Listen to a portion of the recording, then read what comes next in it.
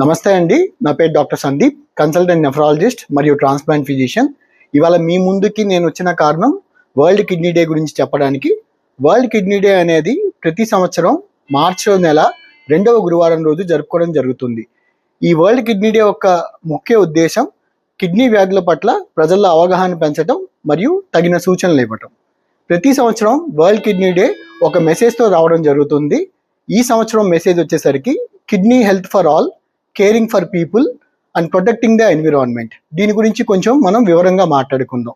Kidney health for all అంటే ఆర్థిక మరియు సామాజిక స్థితిగతులతో సంబంధం లేకుండా ప్రతి మనిషికి కూడా త్వరితగతిన మరియు మెరుగైన కిడ్నీ వైద్యం అందడం అనేది జరగాలనేది ఈ థీమ్ ముఖ్య ఉద్దేశం. రెండోది కేరింగ్ ఫర్ పీపుల్. చాలాసార్లు ఏం జరుగుతుందంటే పేషెంట్కి లక్షణాలు మొదలయ్యి టెస్టులు చేయించుకునే టైం కల్లా కిడ్నీలు 50% కన్నా ఎక్కువే చెడిపోవడానికి అవకాశాలు ఉంటాయి. సో అలాంటి టైంలో మనం డయాగ్నోసిస్ చేసినా కూడా కిడ్నీ వ్యాధిని అనేది పెరగకుండా చూడటానికి చాలా కష్టం అవుతుంది.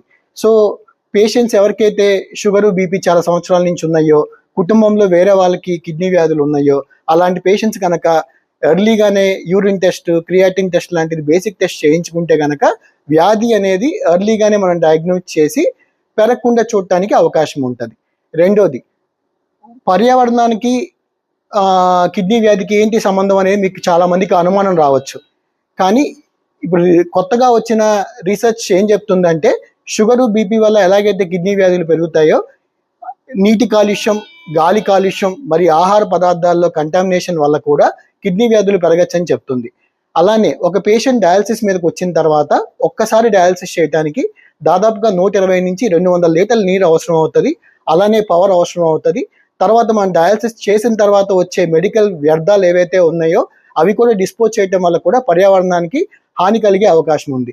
సో నేను చెప్పేది ఏంటంటే పర్యావరణాన్ని కాపాడుకుందాం, కిడ్నీ వ్యాధుల పట్ల అవగాహన పెంచుకుందాం, కిడ్నీ వ్యాధుల పట్ల అప్రమత్తంగా ఉందాం.